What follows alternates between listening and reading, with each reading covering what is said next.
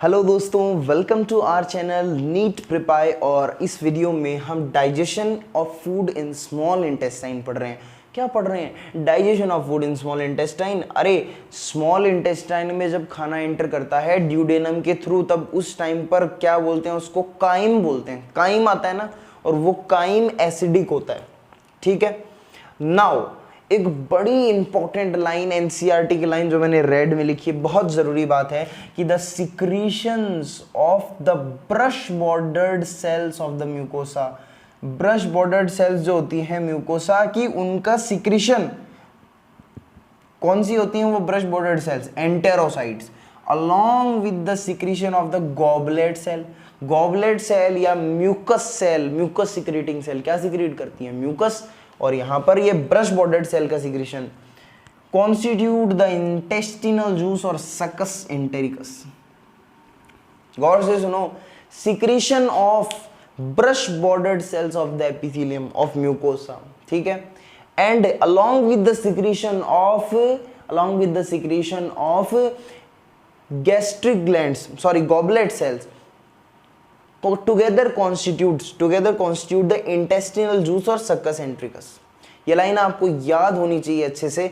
तो intestinal juice और ये जो सकस एंट्रिकस है, ये इसके अंदर, इस जूस के अंदर एक वैरायटी ऑफ एंजाइम्स प्रेजेंट हैं। मेरे भाई सुनना, वैरायटी ऑफ एंजाइम्स इसमें प्रेजेंट हैं। और वो एंजाइम्स कौन से हैं? ये एंजाइम्स में जो अभी आप ग्रीन कलर में देखोगे, ये आपको याद रखने हैं, क्योंकि क्वेश्चन ऐसे, वो मैंने फिर रिपीट कर रहा हूँ मैं ये बात की, ऐसे एक डब्बा बना हुआ आएगा, उसके अंदर बहुत सारे कंपोनेंट्स के नाम लिखे होंगे चीज़ों के, और फिर आपसे पूछेगा कि which of the following components belong to, या फिर which of the following digestive enzymes are of succus entericus. तो उसमें से आपको छांटना पड़ेगा कि ये, चलो यार ये स्टमक में आता है, ये नहीं है, ये सकस एंट्रिकस में है नहीं है।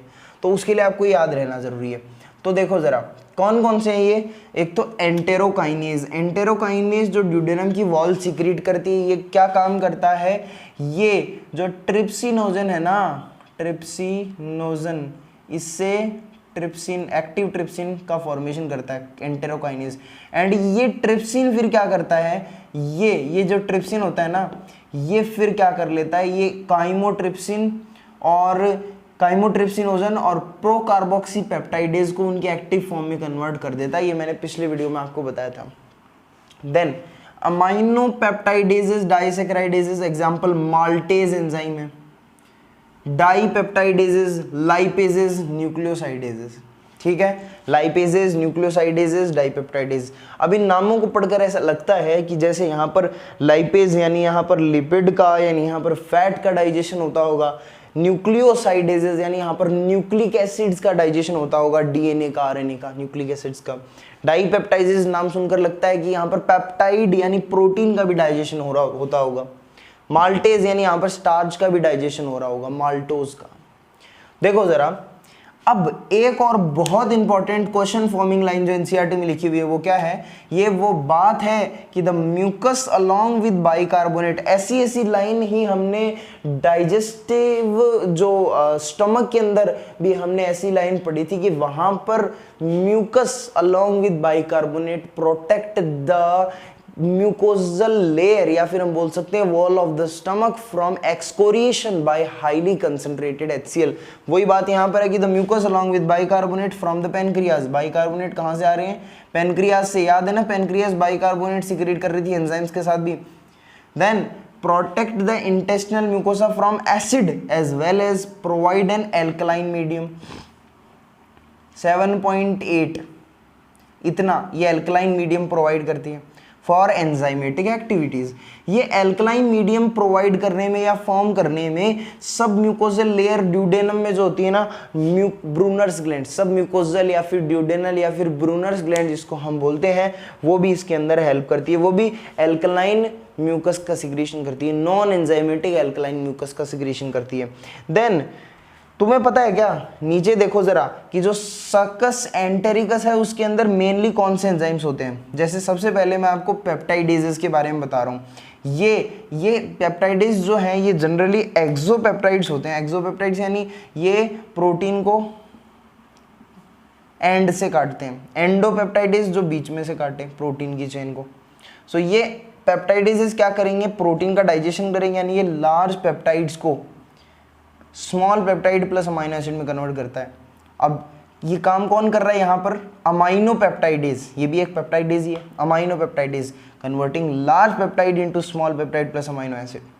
देन इंटेस्टिनल लाइपेज, ये जो इंटेस्टिनल लाइपेज है ना, लाइपेज क्या काम करेगा, फैट का डाइजेशन करेगा, फैट को मोनोग्लिसराइड प्लस फैटी एसिड में कन्वर्ट करता है, सिंपल सी बात है।